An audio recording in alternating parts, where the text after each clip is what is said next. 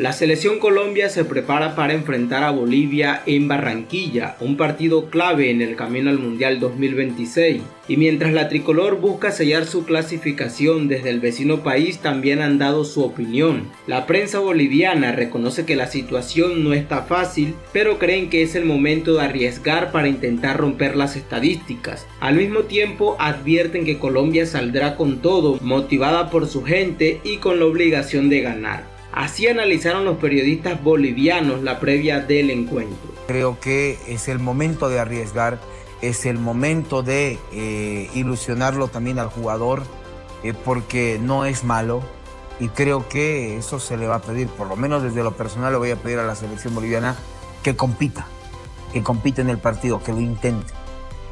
Después, bueno, veremos cuál es el resultado. Bueno, está claro que está muy complicado para la selección boliviana, pero la ilusión está, el trabajo que se ha hecho entre el cuerpo técnico y los jugadores apuntan a poder conseguir algo histórico, a romper una estadística, y las estadísticas muchas veces se dice que están hechas para romperse. Pero creo que en esta realidad que tiene en este momento la selección nacional, si bien se la va a jugar con todo, también el impacto de lo que vaya a pasar en Colombia no tiene que ser tan duro para el partido frente a Brasil. No creo que vayamos a romper la racha negativa que tenemos en suelo cafetero. Pero lo que le sucedió a Colombia, a ver, con Brasil termina perdiendo el partido en Brasil en el minuto 99. Imagínate, ¿no? Era el último minuto de adición y Vinicius termina sacando un remate que se desvía y se cuela en el segundo palo. Pero hay resultados. Usted me dice, qué difícil para Bolivia y qué difícil para nosotros también. Decirle que se ilusione, no le vamos a vender ilusiones para nada. Pero Perú va a Barranquilla y le empata 0-0 a Colombia. Entonces, esos resultados son los que dicen, y que incluso ahora lo cuestionan mucho Néstor Lorenzo. Dicen, lo convocas a Dairo, pidiendo goles para la selección de Colombia, pero Dairo ya tiene casi 40. Claro. Aquí es como sea, o sea, aquí... Claro. Porque se pinchó John Córdoba, ¿no? El del Krasnodar de Rusia. Y James también era un hombre que tenía mucho gol, pero de una parte de la eliminatoria para acá desaparecieron esos hombres en referencia. No sé qué pasará con Luis Díaz. Hoy en día su presente ya no en el Liverpool, sino en el Bayern, y con un gran arranque en la Bundesliga. Pero de que te mete miedo, ¿no? No, seguro. Le ganó Ecuador. Le ganó Ecuador. Le ganó Ecuador. 1-0. En Barranquilla. O sea, en su casa le ganó. Entonces... Y con 10 hombres. Y además con 10 hombres, ¿no? Eso te hace pensar, ¿no? Pero es que, digo, no estamos nosotros aún al nivel ni de Paraguay ni de Ecuador, por ejemplo, para pensar en una victoria por ahí, o un empate. Y Perú sí, ¿no? Y Perú va a ir empate. Y habría que analizar ese partido de Perú-Colombia para tener algo de referencia por ahí. Sí, me parece que es muy difícil, muy difícil. La cantidad de goles que nos han marcado. Y yo sé que la gente está ilusionada, y yo sé que dentro del cuerpo técnico los jugadores dicen, sí, vamos por la hazaña. Pero viendo realidades, hoy por ejemplo revisábamos lo que está haciendo Colombia, cómo van llegando los jugadores de Europa, la mayoría de ellos, ¿no? Entonces, y además que Colombia no está clasificada aún al Mundial. Le falta un punto y este partido va a ser determinante. Y es más, lo quieren ganar, quieren golear, quieren festejar con su gente. Entonces salen a la cancha con todo. Y todos esos embates vamos a tener que resistir, ¿no? Con los nuestros. En algún momento se va a tener que romper ese cero, se podría decir. Entonces, lo veo muy difícil. Yo sé que está toda la predisposición para sacar un buen resultado en Colombia. Si usted piensa que sí se puede hacer, pues perfecto, se lo respeta, ¿no? Pero la verdad lo veo difícil sacar puntos o mínimamente empatar un partido de fútbol frente a los colombianos. Pero yo quisiera más entrar en profundidad a cuáles son los errores de Colombia, dónde le han hecho daño, ¿no?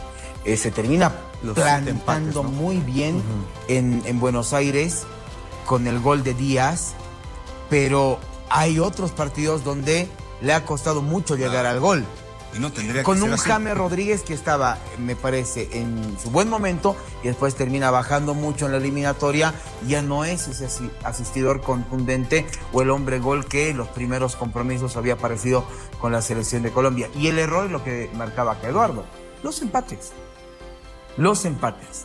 No estoy diciendo que Bolivia le va a empatar a Colombia en Barranquilla.